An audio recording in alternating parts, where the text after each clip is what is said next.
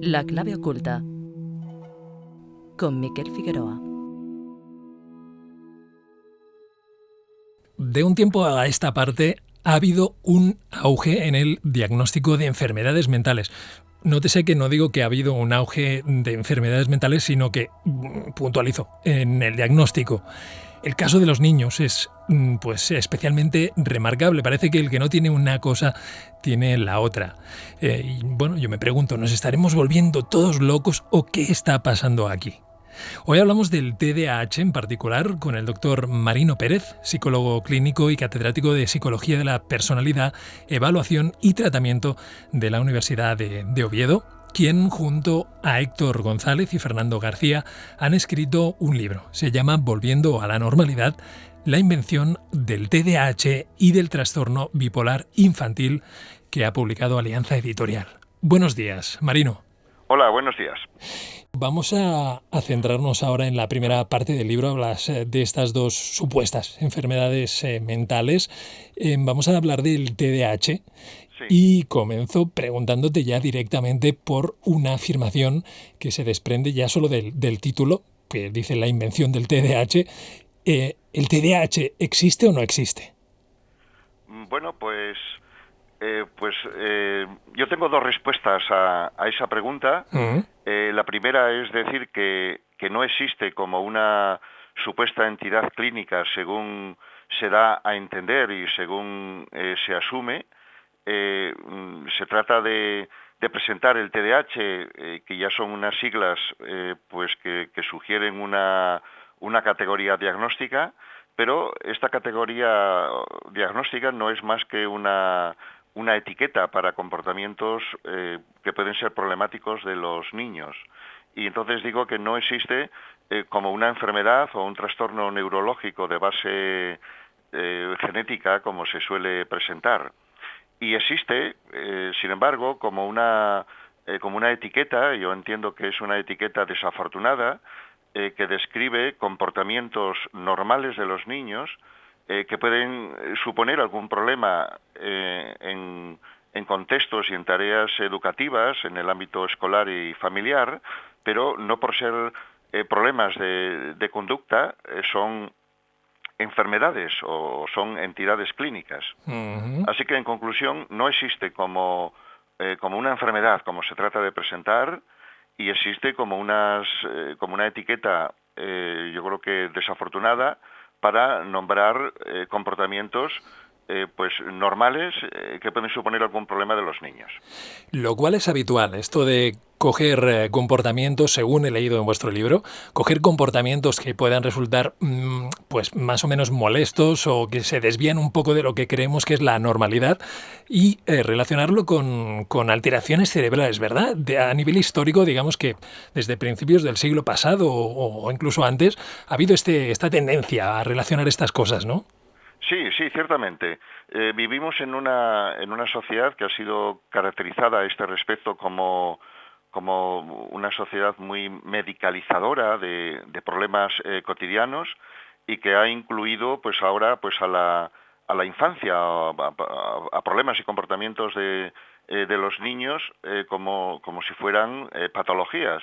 Esta tendencia viene de antes, pero sobre todo es muy destacable a partir de finales del siglo XX, desde hace 30 años para acá, que se ha patologizado comportamientos que hasta entonces se consideraban normales de los niños o no suponían más que pues un problema educativo, digamos que los padres y los profesores y demás pues abordaban en los contextos de educación familiares y escolares con la disciplina y con las prácticas corrientes. Pero ahora muy fácilmente se suelen etiquetar con un nombre diagnóstico, se suelen patologizar como si fueran trastornos genéticos o del cerebro. Vivimos también en una sociedad muy genetista y muy cerebrocentrista, donde los problemas de la vida que nunca faltan se suelen entender como problemas neurobiológicos del cerebro o genéticos. sin que haya, digamos, una evidencia para sostener eso, y pasando por alto las circunstancias de la vida de la sociedad actual, digamos, que explican sobradamente los problemas que se suelen patologizar. Sobradamente, Marino. Habrá quien no esté de acuerdo. De hecho, hay quien dice bueno, que hay mucha literatura científica, es decir, la gente que habla de un trastorno neurológico se apoya, digo yo, presuntamente, en literatura científica. No es hablar tampoco por hablar, o sí. Sí, ciertamente no, digamos, el tema, por ejemplo, del TDAH al que nos referimos, pues es, digamos, muy controvertido, y mejor que sea controvertido y que no se asuma sin más como un trastorno neurobiológico o genético. Y efectivamente hay mucha literatura científica que apoya la perspectiva neurobiológica y genética, pero cuando se revisa de una forma imparcial y más objetiva, esa evidencia está contradicha o no está confirmada por otros estudios más cuidadosos, metodológicamente, digamos, más finos, y se da la circunstancia de que esa literatura científica que apoya una perspectiva neurobiológica y genética está financiada por la industria farmacéutica, y los investigadores, los científicos que estudian bajo esa perspectiva, pues muy a menudo tienen también conflictos de intereses, de manera que son resultados que no están, digamos, confirmados, establecidos de una forma inequívoca, y están influidos de una forma muy clara, vamos, muy descarada, hasta yo diría, por intereses de la industria farmacéutica y por los propios intereses de los científicos. De manera que, digamos, que existe una literatura sobre la que hablar de bases neurobiológicas, pero esta no está exenta digamos, de errores metodológicos y de sesgos y de influencias y ciertamente de intereses, ¿no? Uh-huh. ¿Es cierto, Marino, que es común la falta de marcadores biológicos para las enfermedades o supuestas enfermedades mentales? Sí, ciertamente no existe ningún marcador biológico para ningún trastorno mental, psicológico o psiquiátrico, absolutamente. ¿Cómo? ¿Para ningún, me estás diciendo? Para ninguno. No hay, digamos, no hay un test clínico, no hay una neuroimagen, no hay una prueba neurobiológica de electroencefalograma o de cualquier tipo por la que se pueda diagnosticar, en la que se pueda basar un diagnóstico de ningún trastorno mental, psiquiátrico o psicológico. Estos diagnósticos se establecen por criterios clínicos, los problemas observados de la gente, lo que la gente refiere acerca de sus malestares, la depresión, la ansiedad, o en este caso pues el TDAH, se define por criterios clínicos, que quiere decir que son lo que los propios pacientes o clientes de las terapias, de las ayudas psicológicas o psiquiátricas refieren, y Sí. lo que se pueda observar. Y seguramente no es de esperar de que haya condiciones biológicas para definir esos problemas, porque esos problemas existen y se entienden en el contexto de las circunstancias de la vida. Es decir, de hecho, para definir que una persona tiene depresión, sí, no necesitamos ningún test clínico, ni de sangre, ni de electroencefalográfico, sino que es la experiencia y las circunstancias en las que la persona está lo que permite definir que tiene depresión y recibir la ayuda, pues la ayuda que digamos que sea, ¿no? Pero se sabe que, por ejemplo, en un caso de que alguien está pues así deprimido o tiene pues unas circunstancias, bueno, que alguien tiene lo que podríamos llamar depresión, digámoslo Sí. así, hay una alteración bioquímica.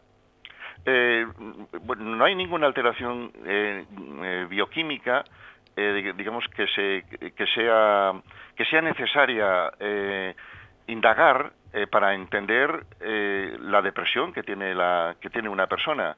Las personas tienen un estado de ánimo deprimido y están en una situación efectivamente pues muy dolorosa, de tristeza y de desmoralización, etcétera, y eso es lo que define la depresión. Pero no hay ningún test, clínico que exista, ni siquiera que se necesite,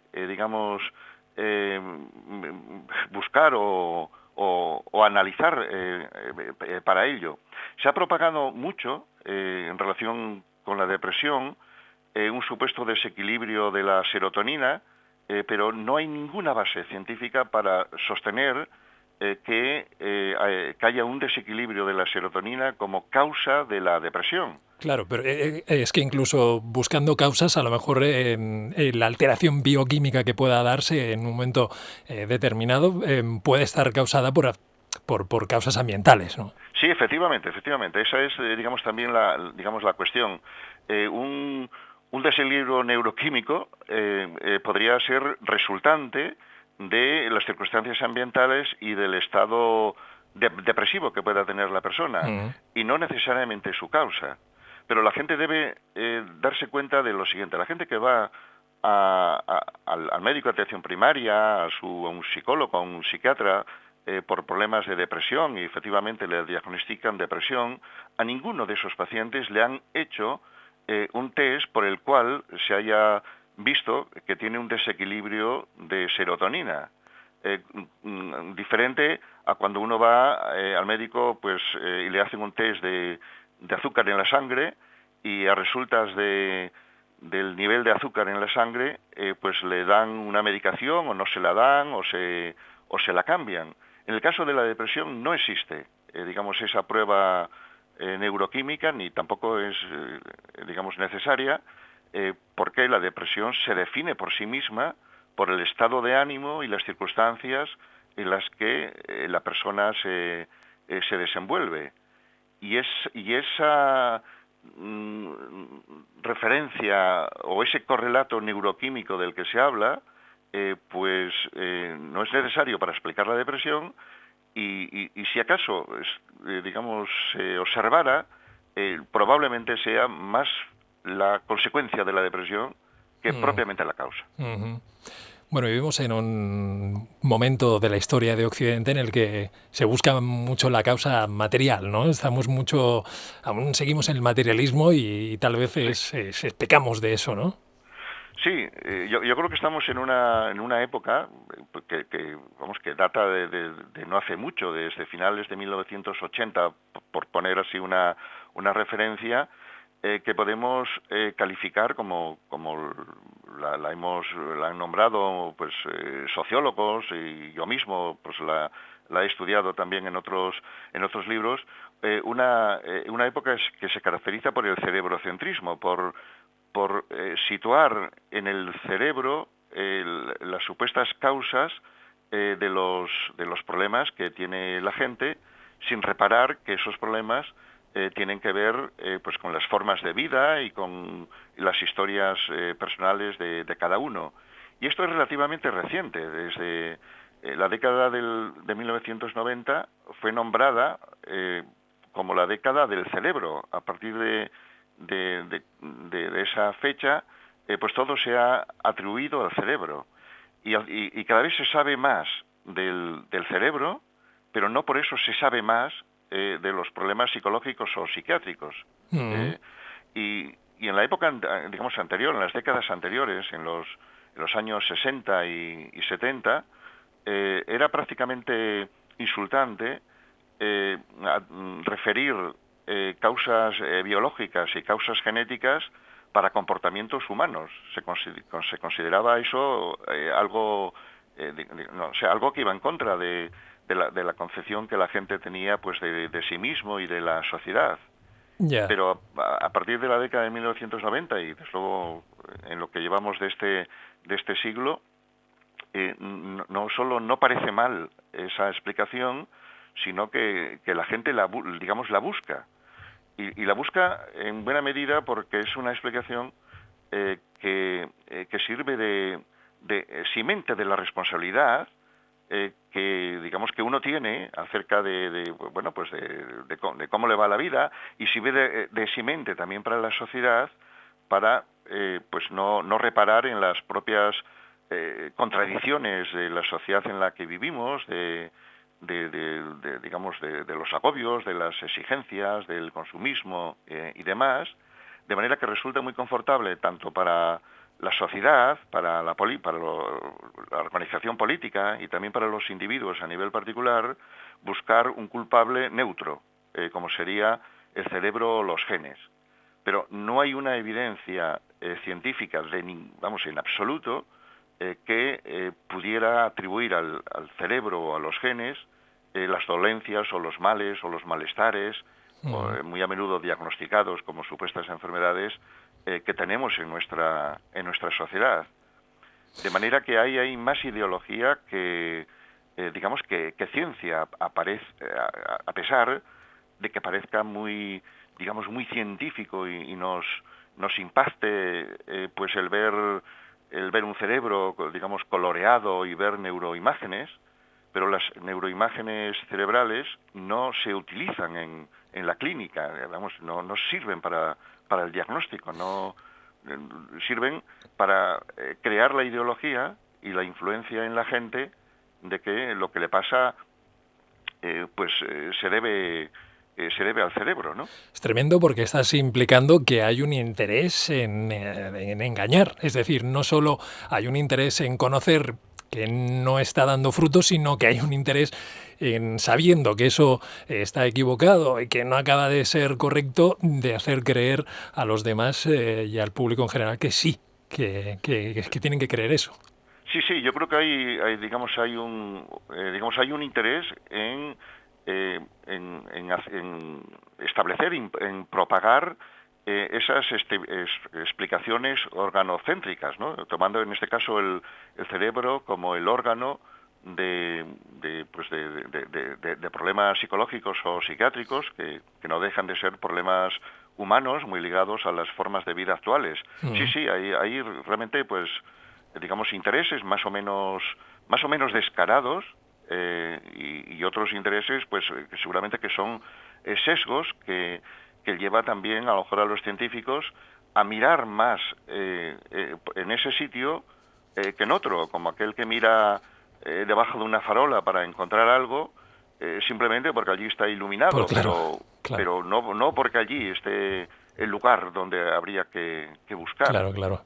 Bien, vamos a avanzar, vamos a hablar del diagnóstico. Comentabas que, bueno, si no existe una causa biológica, se debe, claro, lo que se debe valorar y lo que se valora actualmente son los comportamientos que ya desde la escuela normalmente avisan de que ese niño, pues los 3 ítems, ¿no? Tiene una cierta impulsividad, es decir, no se controla, pues no espera que se acabe una pregunta que ya está contestando, una falta de atención, una supuesta falta de atención a cosas como que se dan en clase generalmente y que pues parece que no le interesen demasiado, y una hiperactividad, es decir, un supuesto exceso de movimiento.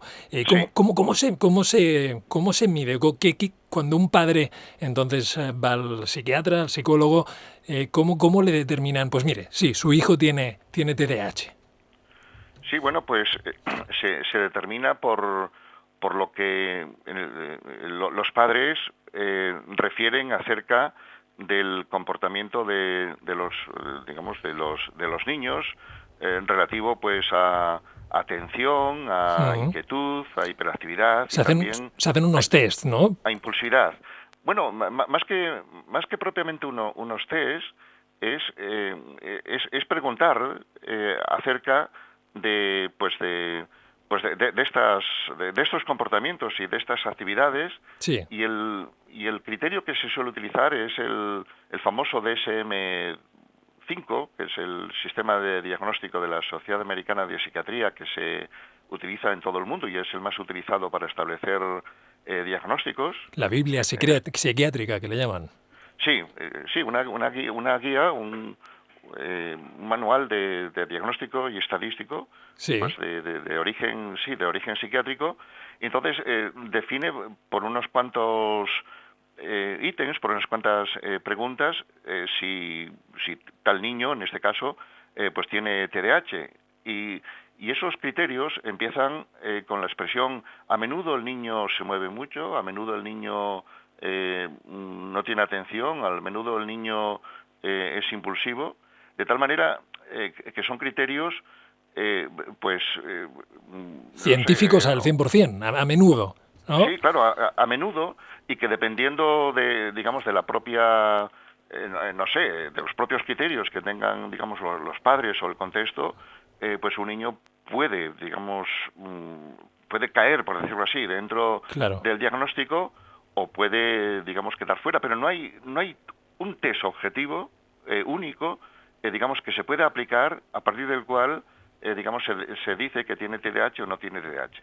O sea, no existe un test objetivo, ni tampoco un test clínico como un análisis de sangre que, digamos, que permita establecer ese criterio, sino que se basa en, digamos, en los comportamientos observables y reportados, ¿no? Pero no puede ser ciertamente tan... hay ciertamente hay niños, digamos, que tienen distintos comportamientos. Cada niño es distinto, y hay niños, pues, que tienen comportamientos de inquietud, de impulsividad y de, digamos, atención, no de tanto de falta de atención, sino de atención a otras cosas distintas a aquellas a los que los adultos quisieran que, digamos, que atendieran. Claro, es diferente el tema, ¿eh? Y claro, a lo mejor este niño no tiene un problema de atención, sino que lo que pasa es que, digo yo, por valorar posibilidades de que lo que le estamos ofreciendo realmente él entienda que, pues, que no va con él, que a lo mejor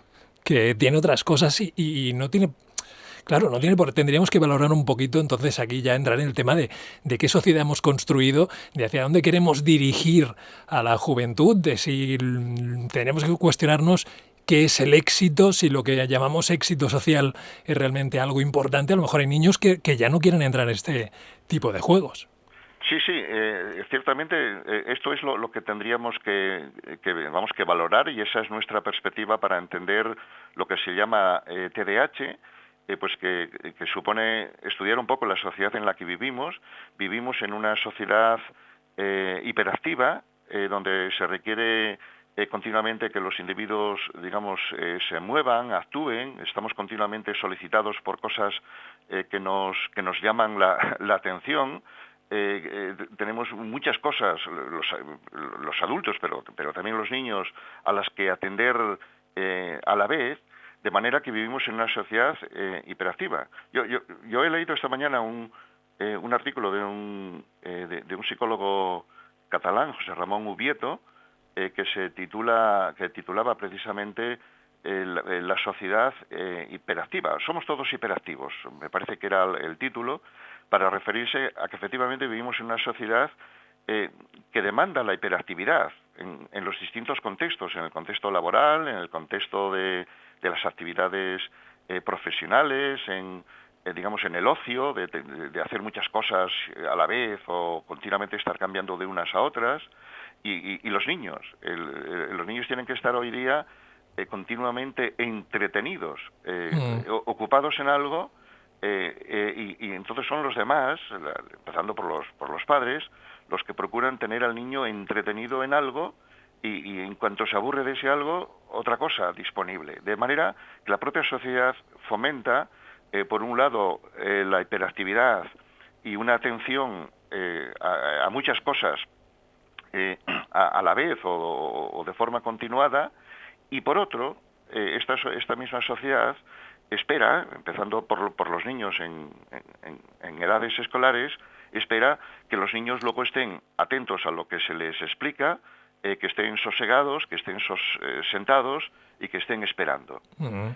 De manera que es paradójico, ¿no? Nuestras formas de vida, ellas mismas son, digamos, son contradictorias. Claro. Entre ser hiperactivas y al mismo tiempo esperar que los niños sean, y los adultos, por supuesto, sean, digamos, autocontrolados y sepan, digamos, esperar turnos y esperar los efectos y las consecuencias de las cosas que a veces son a largo plazo, pues espera eso, que tengamos este autocontrol que la propia sociedad no garantiza o no fomenta, ¿no? No tendríamos que descartar, Marino, creo yo, también cosas como la alimentación, por ejemplo, ¿no? Porque de un tiempo, en los últimos años, en las últimas décadas, ha cambiado la manera de alimentarnos y hoy en día es muy común que todos los productos que compremos tienen un poco de azúcar, ¿no? Que ya es excitante de por sí o otro tipo de elementos, ¿no? Tal vez también tenga algo que ver esto. Sí, puede tener que ver algo y desde luego una mejor alimentación es preferible a una, digamos, a una peor o desequilibrada alimentación, pero yo creo que no está ahí, digamos, la cuestión, ¿no? Vivimos en una sociedad ella misma estimulante, con cantidad de, digamos, de estímulos, de distracciones, de juguetes, de actividades, empezando por los niños, ¿no? Y eso explica mejor que el azúcar o que cualquier otro tipo de alimentación, el que el niño tenga, pues bueno, este tipo de comportamientos aprendidos, digamos, normales en su desarrollo, que luego van a chocar en un momento dado cuando los niños tengan que aprender a leer, a escribir y hacer cosas pausadas y tengan que esperar y tengan que estar sentados y tengan que seguir turnos, pues va a chocar, digamos, con eso, ¿no? Claro. Y yo creo que el acento está más aquí más que en alimentos estimulantes, por así decirlo, con entornos y contextos que desde luego son estimulantes y demandantes de, digamos, de atención y de movimientos, ¿no? Dicho esto, nada quita para, digamos, para entender también, pues que el temperamento de las personas y de los niños de nacimiento, que no necesariamente es genético, sino que puede ser heredado sin ser necesariamente genético, pero el punto no es tampoco eso de si es genético o es epigenético, heredado de otra manera, sino que efectivamente puede haber temperamentos distintos, como es conocido de las personas, por las cuales pues reaccionamos, somos más sensibles a los estímulos, estamos más sobresaltados. Hay unas personas que digamos que necesitan más estimulación para responder de la misma manera que otras que con menos estimulación digamos responden. Pero este aspecto del temperamento que yo estoy incluyendo ahora, eso no significa ninguna enfermedad. Eso significa simplemente una diferencia, pues como pudiera ser la de la estatura o la del peso o la del color de los ojos o del pelo, que por ser que no por ser una diferencia es ninguna anomalía, sino es, digamos, una característica, ¿no?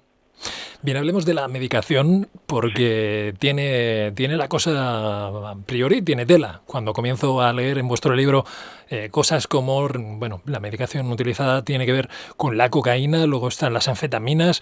¿Es cierto esto? Es decir, estamos hablando de drogas. Sí, ciertamente la medicación que se da para el TDAH consiste en estimulantes y anfetaminas, pues que tienen acciones farmacológicas pues muy parecidas a la cocaína o la anfetamina, pues que se ha utilizado digamos en otras aplicaciones completamente distintas a las que se utilizan ahora en la infancia. Y ciertamente se trata de drogas. Es interesante. Es curioso que en inglés la misma palabra para medicamento y droga es drug, es la palabra que se traduciría precisamente como digamos como droga, ¿no? Sí. Y bueno, pues estamos hablando de eso, de estimulantes y de anfetaminas que se dan a los niños con TDAH, pero el efecto que producen en los niños con TDAH es el mismo efecto que podrían producir en niños que no tienen TDAH. De manera que la medicación no está corrigiendo ninguna anomalía que tuvieran los niños con TDAH, sino la propia medicación está produciendo ella misma una anomalía que pudiera ser útil, pues no sé, pues para estar más activado, para estar más atento, cuando los estudiantes en épocas de exámenes, se toman anfetaminas porque les permite estar más concentrados, pues para preparar exámenes. Pero la medicación que se da en este caso a los niños, no es una medicación que esté corrigiendo una alteración. Es decir, potencia una serie de conductas que son deseables por parte, pues probablemente sobre todo de padres, de profesores, tal vez también para el niño, no sé si en algún momento puede servir, sentir que eso le sirve, ¿no? Que lleva una vida un poco más normal, es decir, se potencian las conductas, pero no es que sea una sanación, digamos así. No es exactamente, no es una sanación, es una... Bueno, no sé, técnicamente podríamos decir que la medicación que se da para el TDAH, consistente en estimulantes, es un dopaje. La definición que viene en el diccionario de dopaje coincide con esta medicación, ¿no? Dopaje es la aplicación de medicamentos o sustancias estimulantes con el propósito de mejorar el rendimiento de forma artificial, y se utiliza muy a menudo en contextos deportivos y en otros contextos, y puede producir, un beneficio inmediato por el que la medicación nos parezca útil, pero no está resultando una corrección, por decirlo así, un arreglo de una supuesta alteración del problema, ¿no? Uh-huh. Y a largo plazo, lo que se va sabiendo, lo que ya se sabe con más firmeza, es que no mejora el rendimiento escolar de los niños y trae otro tipo de problemas adicionales. La ventaja inicial no se corresponde con prejuicios a largo plazo que también se van conociendo, ¿no? Uh-huh. Hay un problema también en relación con la medicación, como antes estabas comentando. Sí. Y es que, pues efectivamente, la medicación puede, en muchos casos, producir una mejoría, un niño, más atento, menos inquieto, y por lo tanto, pues más, satisface más a los adultos, a los profesores y a los padres. Vamos a suponer que eso fuera una mejoría. Pero se da la circunstancia de que cuando el niño oye a los adultos decir que ha mejorado mucho, el niño atribuye esa mejoría, ese mejor comportamiento, a la medicación, no a él mismo. Y cuando el niño tiene problemas y los demás le reprochan de que continuamente se está moviendo, pues atribuye a la enfermedad, a que tiene TDAH, lo que él hace. De manera que el niño nunca aprende a asumir la responsabilidad o el autocontrol, porque lo bueno que le ocurre se debe a la medicación que toma, no a él mismo. Y lo malo que hace se debe a la enfermedad, a algo que supuestamente él tiene, y no tampoco pues a él mismo, a una persona pues que aprende o tiene que aprender pues comportamientos de autocontrol, de saber estar de una u otra manera en los entornos, ¿no? Uh-huh. Y la medicación casi tiene tantos perjuicios por este lado, tanto más que por el lado de los efectos secundarios físicos, ¿no? Uh-huh. Que también los tiene, que también los nombráis en algo. Sí, que también los tiene y que, bueno, y cuando se reparan ellos, deja que pensar, ¿no? Ciertamente. Claro. Bueno, yo, la verdad, claro, al no haber vivido lo que viven muchos padres, que probablemente es algo muy duro, ¿no? Tener un niño, pues, que es especialmente movido, que tiene esa impulsividad, que hay que vivirlo, ¿eh? Supongo que está en la situación esta, pero yo pienso, como reflexión mía, así un poco desde fuera, que al tomar la medicación, que tal vez en un momento dado, pues eso, como digo, puede ser incluso una vía para que un polvorín no acabe peor, también nos está, si lo dejamos ahí, nos está privando tal vez de ir a la raíz del problema, que queda ahí intacta, ¿no? Sí, exactamente, sí, sí. La medicación puede tranquilizarnos o puede solucionarnos así de inmediato, pues un poco el problema, pero también nos está desviando la atención digamos, de a lo mejor de lo que debiéramos hacer o digamos, de otras cosas que son más importantes para entender estos comportamientos que, como decías, pueden ser muy importantes y muy difíciles de abordar, y de hecho muchos padres están desbordados digamos, por eso, por estos, digamos, por estos comportamientos, pero que no necesariamente son una enfermedad, pero sí que implicarían, pues seguramente hacer otras cosas. Claro, claro. Porque tú, Marino, no estás hablando tampoco simplemente de algo que has oído o que has investigado a nivel solo de biblioteca, sino que tú estás tratando con padres y con niños que pues tienen estos comportamientos así. ¿Cómo lo haces? ¿Cómo actúas entonces? ¿Qué elementos tienes en cuenta? Y la pregunta, ¿mejoran los niños? Sí, bueno, yo actualmente no tengo, digamos, actividad aplicada, porque mi tarea es investigación y docencia en la universidad, pero en tiempos he tratado digamos, a muchos niños y a padres, digamos, que con problemas, pues que se definen como TDAH, ¿no? He Sí. estado en varios colegios llevando los servicios de psicología y consultas de este tipo, digamos, son frecuentes, ¿no? Sí. Bueno, pues cada problema es distinto y depende de digamos, de las edades, si se trata de niños pequeños, más pequeños o de niños ya pues ya con una trayectoria digamos, de estos problemas, ¿no?